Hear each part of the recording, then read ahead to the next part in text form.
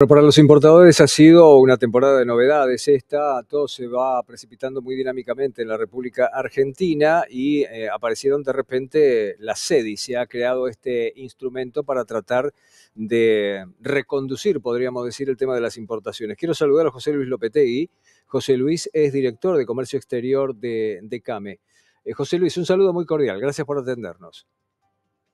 Hola, ¿cómo están? Buenas tardes. Muy buenas tardes. Muy bien, placer es mío. Vamos a ver, el SEDI es un instrumento nuevo, diferente a lo que había. ¿Cuáles son sus ventajas y por qué se está destacando tanto la generación de este instrumento? Mire, yo le voy a hacer un poquito de historia muy cortita. El SERI es continuación de la CIRA de continuación de la CIMI de continuación de la DEJAI, la Declaración Jurada Anticipada de Importación.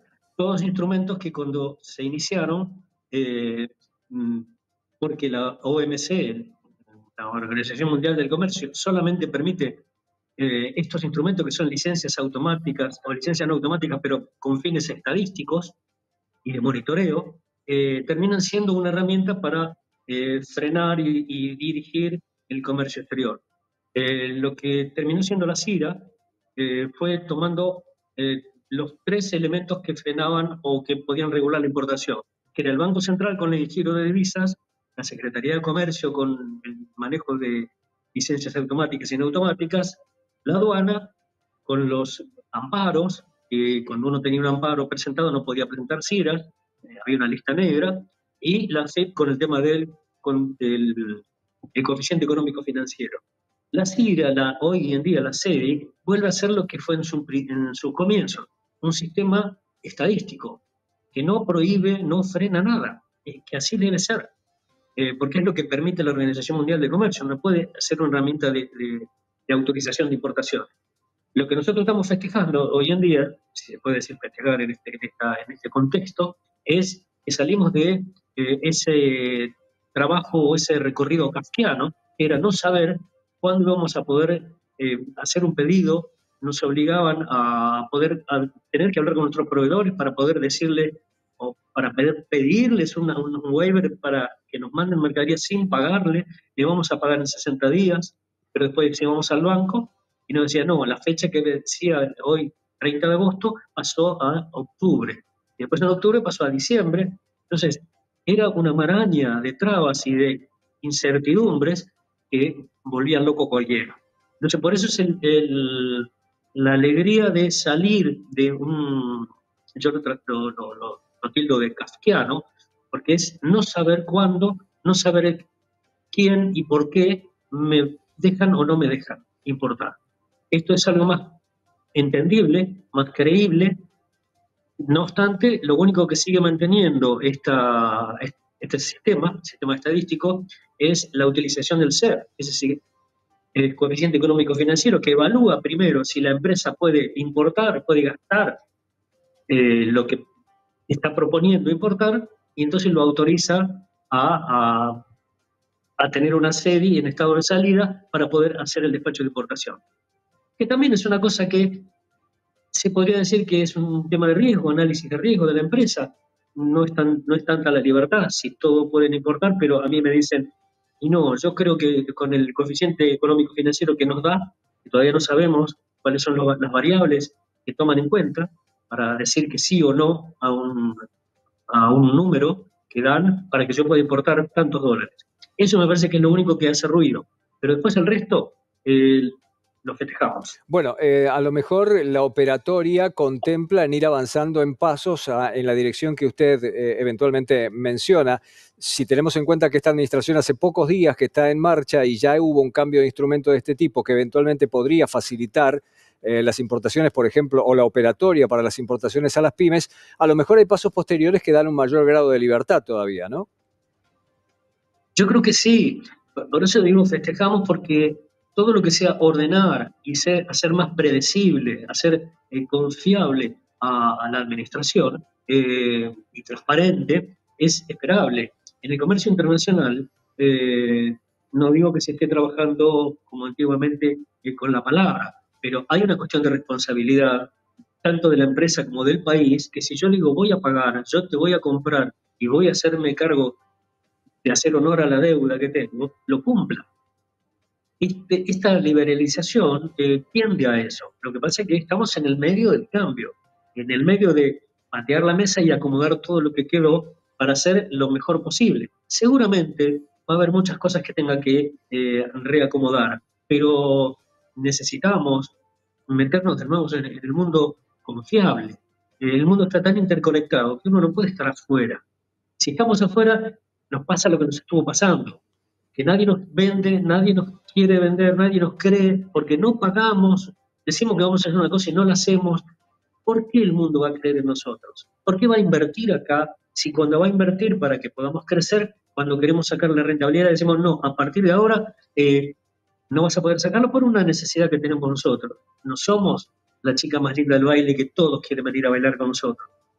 Yo creo que tenemos que enterarnos de que somos un país con potencialidad de riqueza, pero somos un país pobre, un país que no es creíble o no fue creíble hasta ahora y que se tiene que acomodar. Somos uno más en este contexto mundial y tenemos que respetar las reglas que respeta todo el mundo. Me parece que por ahí pasa. José Luis, me quedé con el concepto de la maraña de cosas que había. ¿Cuánto daño estructural Sí. ha hecho al comercio exterior de la Argentina, no? Y sí, porque imagínense la cantidad de empleados que uno tiene que tener para analizar y para estar mirando continuamente si me están aprobando la CIRA, si tengo un bloqueo por ANSES, si tengo un bloqueo por el AFIP, si tengo un bloqueo de Secretaría de Comercio, si tengo un bloqueo de aduana y de repente no tengo bloqueo pero no me sale porque el último botón no lo apretan y uno no tiene con quién hablar, que esas son las cosas que entiendo yo que deberían mejorarse. Los importadores, con todos los problemas que tenemos, no tienen un lugar donde poder llamar por teléfono o comunicarse y que le respondan. Miren, hemos llegado a la locura en algún momento de que teníamos que presentar proyecciones de importación para los próximos 2 o 3 años. Y de repente nos llamaba el operador número 8, no sé qué estaba, y nos decía, de acuerdo a la presentación que hiciste y a las inversiones que pensás hacer, te vamos a dar un cupo de $800.000 para importar este año. Yo había pedido 2 millones, pero me dan 800. ¿Por qué? Y no sabemos por qué. Está bien, todo pasa por el mismo lugar, no tenemos dólares. Al tener una brecha entre dólares reales y dólares de comercio exterior, el mundo empieza a ser no, digamos, no posible para nosotros. No somos competitivos, no podemos exportar, no podemos generar dólares, empezamos con toda esa maraña. Entonces, ¿qué empieza el gobierno?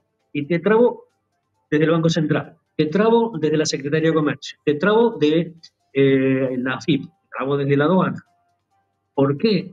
El importador no es un enemigo público. Mire, el 75% de las importaciones de Argentina se destinan a la producción, sea bienes de capital, repuesto de bienes de capital e insumos.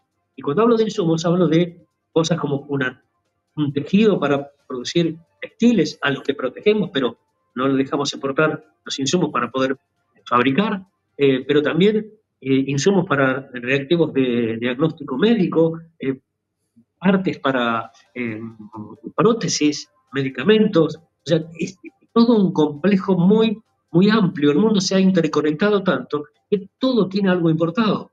Cuando uno se habla de que el importador se lleva las divisas que necesitamos para producir, es falso. El importador es un eslabón más en la cadena de la producción de un país. Si uno empieza a separar importadores por un lado, importadores por el otro lado, industriales por un lado y agroeconomía por otro, se está equivocando. No Eh, podemos seguir parcializando así. José Luis, es un hecho que cuando uno pierde un mercado es muy difícil recuperarlo, sobre todo porque ha perdido la confianza de ese mercado. ¿Con estas prácticas se han perdido mercados? Y sí, obviamente. Obviamente, le digo, no solamente a los que nosotros le compramos, porque si hay una persona en el mundo que quiere vender algo, quiere obtener el dinero por el cual hizo la operación. Entonces, si hay, y le digo que haga un ejercicio intelectual, estamos en una feria, va un argentino, un uruguayo, un chileno y un peruano, y digo peruano así porque ellos tienen mil problemas políticos, pero la economía sigue funcionando Tal igual, cual. el dólar no se mueve. Y si yo le propongo, como argentino, te quiero comprar esto, y va el uruguayo, va el chileno, y va el peruano, no nos va a querer vender a nosotros. Porque es entrar en una maraña que no va a saber si me va a cobrar, los requisitos que le pedimos. Todo eso hace que uno se sienta muy mal de ser argentino, pero no por el espíritu, sino por nuestros gobiernos. Nuestros gobiernos nos han empobrecido y cuando uno sale al mundo se siente, no digo un paria, pero sí pobre. Y la verdad que es muy feo sentirse pobre y que no nos quieren atender porque no cumplimos. Es muy feo en un ambiente donde todo el mundo respeta la palabra y argentino, y no sé, no, prefieren venderle al chileno uruguayo, aunque sea más chico el mercado, conviene. Entonces, tenemos que meternos, ya que somos tan nacionalistas, tenemos que levantar la vara de cuál es el respeto que tenemos a los principios. Los principios de la internacionalización. Queremos hacer nosotros, en la Cámara nosotros estamos tratando de ayudar a las empresas, a las pequeñas y medianas empresas que exporten, a Brasil sobre todo, estamos en un proyecto de este tipo, pero tenemos que respetar, porque cuando bien usted dice, cuando uno pierde el mercado, ¿qué es lo que perdió? Perdió la confianza. Claro. Porque para entrar en un mercado uno tiene que desbancar al que ya estaba vendiendo. ¿Y por qué lo desbancamos? Argentina puede hacerlo muchas veces por la calidad de sus productos. Pero si después la responsabilidad que está en la postventa no se refleja, porque si el gobierno me cambia algo acá, yo para no fundirme no exporto más, no me van a comprar más. Entonces, recuperar un mercado es como los militares dicen que una cabeza de playa después para poder sacarlo hace falta 5 personas, soldados por cada uno. Acá hace falta 5 veces más inversión y promesas para decirle que vamos a cumplir, esta vez vamos a cumplir. Y nos pregunta, sí. ¿Y por qué vamos a creerle? ¿No? José Luis, la pregunta que yo vengo haciéndome recurrentemente, escuchándolo y además viendo en distintos sectores de la vida económica de la Argentina, de la vida política, de la sociedad en general, la pregunta que yo siempre termino haciéndome es, bueno, a ver, ¿se puede hacer todo junto tan mal, todo al mismo tiempo y eventualmente se hace porque no se sabe, no se quiere, no se puede? ¿O esto es parte de un proyecto que imagina una vida política social de un país de esta manera? Ahí tenemos el ejemplo de Venezuela. Yo creo que los seres humanos tenemos dentro de sí, de cada uno de nosotros, el bien y el mal. Tenemos todos los pecados, el tema de la molicie, la pereza, el egoísmo. Cuando las sociedades dejan de ser, de tener principios virtuosos, empieza cada uno a pelear por su sector, se van suscitando estas cosas. Yo tengo amigos con el gobierno, entonces le digo, protégeme que no me ingresen los zapatos. Pero no solamente los zapatos, sino las partes de zapatos. Y el otro es otro amigo que también necesita, porque tienen la máquina que hace zapatos, pero son máquinas y cuadros y todo de hace 30 años, cuando el mundo está cambiando y cada vez que nosotros queremos producir, nos salen los zapatos con agujeros equivocados, digo figuradamente, ¿no? Para darnos una idea. Para poder arreglar eso tenemos que tocar el tipo de cambio, pero para poder tocar el tipo de cambio tenemos que empezar a regular que no paguen y que traten de ingresar las divisas de exportación lo antes posible. Empezamos a remachar y a enmarchar y las cosas cada vez están peor.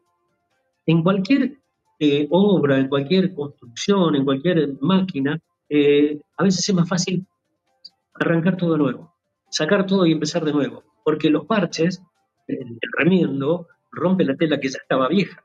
Entonces, las sociedades, pensar que hay un plan para esto, yo creo que el ser humano solito se mete porque cede a los vicios, cede a eso que es más fácil, tener un amigo o tener alguien que si yo le doy unos pesos a lo mejor hace la vista gorda, y la sociedad nuestra se acostumbra a eso. Claro. Y después terminamos siendo una sociedad hipócrita que juzgamos y condenamos cuando sale por televisión, pero nosotros también estamos haciendo algo que no es del todo legal. Entonces, naturalmente va. Cuando no se respetan los límites y las normas, es lo que pasa.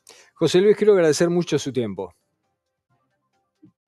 No, al contrario, es un placer poder transmitir lo que uno piensa después de 50 años en la materia en comercio exterior. Esta es la quinta vez que vivo lo mismo y siempre sale por el mismo lugar. O sea, no hay misterios, no hay magia. Cuando uno hace las cosas mal de tal manera, termina siendo lo mismo y la forma de resolverlo es la misma. No vamos a inventar nada. José Luis Lopetegui, director de Comercio Exterior de CAME. Seguimos con la información en Canal E.